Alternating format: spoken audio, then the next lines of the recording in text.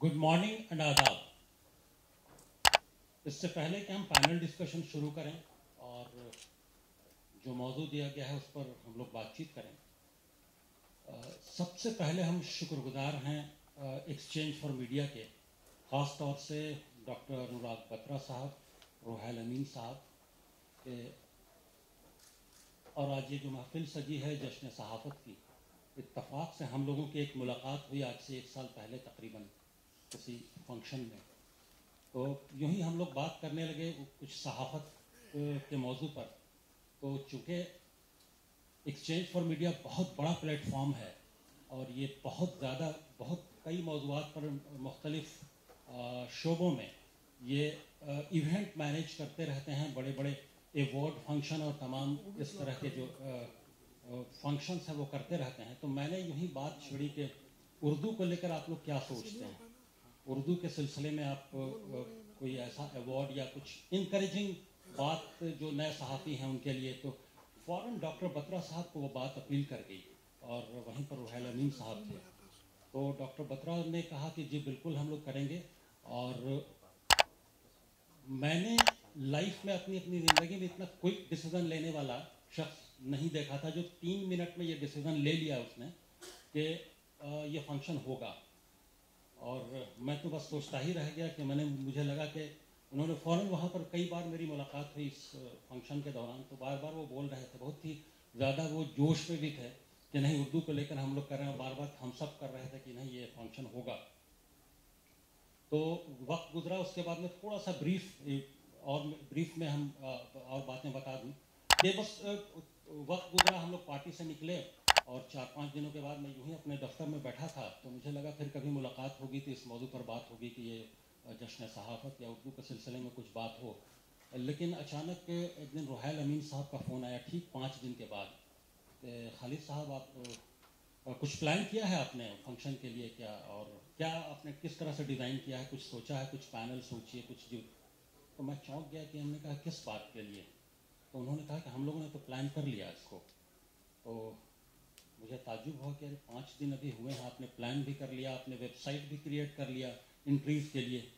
तो ये मेरे लिए बहुत ताज्जुब की बात थी। उर्दू को लेकर इतना जोशो खरोश डॉक्टर बत्रा साहब ने और उनके साथ रोहैल अमीन साहब ने, उसी का नतीजा है आज ये जश्न सहाफ़त।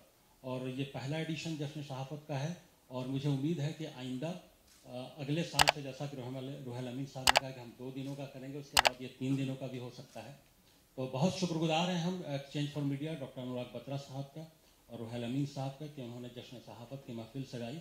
और जो नए सहाफ़ी हैं, यंग सहाफ़ी हैं, 40 साल की उम्र तक के, उनको अवार्ड से नवाजने का ये प्रोग्राम शुरू किया। तो बहुत शुक्रिया। अब आते हैं हम अपने पैनल की तरफ कि हमारा जो आज डिस्कशन का मौजू है वो है, क्या आज उर्दू मीडिया सियासी, समाजी और इंतज़ामी सतह पर मौसर है। जैसा कि अंग्रेजी में उन्होंने बताया था डॉक्टर रोहैल अमीन साहब ने कि is Urdu media influential in shaping governance, politics and society. तो जैसा कि प्रोफेसर प्रमोद कुमार अभी अपने एड्रेस में बता रहे थे, कीनोट एड्रेस में, कि आज़ादी के वक्त जब मुल्क का बंटवारा हुआ तो तकरीबन 300 उर्दू अखबारात थे और आज तकरीबन 1700 उर्दू अखबारात हैं। तो क्या वो 300 उर्दू अखबारात जितना, जो अगर हम उस वक्त की बात करें, आज़ादी के वक्त और मुल्क के बंटवारे के दौर की बात करें, तो वो जिस तरह का इम्पैक्ट सोसाइटी पर, गवर्नेंस पर, पॉलिटिक्स पर या अंग्रेज़ों पर जिस तरह का दबाव डाल पा रहे थे अपनी सहाफ़त के ज़रिए, क्या उस तरह का इन्फ्लुएंस, उस तरह का दबाव, उस तरह का उतना मौसर है आज का उर्दू मीडिया? और अगर नहीं है तो कमज़ोरी कहाँ है, कहाँ खो गया है, क्योंकि वो ताकत सहाफ़ियों की कहाँ खो गई है? आखिर कौन सी मजबूरी है कि उस तरह की सहाफ़त नहीं हो पा रही है? इसका बहुत सारा पॉजिटिव पहलू भी है, लेकिन इस बात को मानना ज़रूरी भी है। और हम लोग देखते भी हैं कि उर्दू मीडिया की तादाद ज़रूर बहुत ज़्यादा है, उर्दू अखबारात की, या बहुत सारे चैनल्स भी हैं, लेकिन वो उस तरह से मौसर क्यों नहीं है? वो सरकार पर या जो भी सिस्टम ऑफ गवर्नेंस है उससे अपनी बात मनवा क्यों नहीं पाता है? या समाज के जो माशरे के जो बहुत सारे मसाइल हैं उनका आकाश क्यों नहीं बन पाता है, ये इन्हीं मौज़ूआत पर हम बातचीत करेंगे। मुझे अफसोस ये होता है अगर उर्दू सहाफ़त का हम का मंजरानामा अगर मौजूदा दौर में देखें तो जिस तरह से मौसर होना चाहिए, मुझे ऐसा लगता है, ये मेरी ज़ाती राय है, कि वो उस तरह से असरअंदाज माशरे की सतह पर और गवर्नेंस की सतह पर, सियासत की सतह पर नहीं है। और एक छोटी सी मिसाल कि आप हर 6 महीने, 1 साल, 2 साल पे देखते होंगे कि बहुत सारे, मैं छोटी सी मिसाल दे रहा हूँ, इंडियन एक्सप्रेस, द टेलीग्राफ या टाइम्स ऑफ इंडिया, उसमें कई ऐसी खबरें छपती हैं इन्वेस्टिगेटिव, जिसके ज़रिए सरकार की चूलें हिल जाती हैं, सरकार परेशान हो जाती है कि आखिर ये खबर कहाँ से, कैसे, किस तरह से आ गई, कैसे, क्या हो गया, खबर आई कि तो कहाँ से आई। क्या उर्दू जर्नलिज्म में आज़ादी के बाद से हो सकता है कुछ रहा, लेकिन मेरी याददाश्त में जब से मैंने होश संभाला, मैंने उर्दू मीडिया को इतना कभी मौसर नहीं देखा कि उर्दू मीडिया की किसी एक खबर की वजह से सरकार की नींद उड़ गई हो, माशरे पर कोई बड़ा असर हो रहा हो। अगर कोई एक मिसाल हो तो अगर मुझे, क्योंकि मेरी नज़र में ऐसी खबर नहीं आई है। इस सतह पर उर्दू सहाफ़ी, मुझे ऐसा लगता है कि उर्दू सहाफ़त असरअंदाज ज़रूर है। उर्दू सहाफ़त आज के दौर में एक कॉपी पेस्ट जर्नलिज्म की तरह हो गई है। मुझे ऐसा लगता है जिसको दूर करने की ज़रूरत है कि एजेंसी से खबरें आती हैं, अक्सर उसमें कई बार ऐसी खबरें मैंने खुद देखी हैं।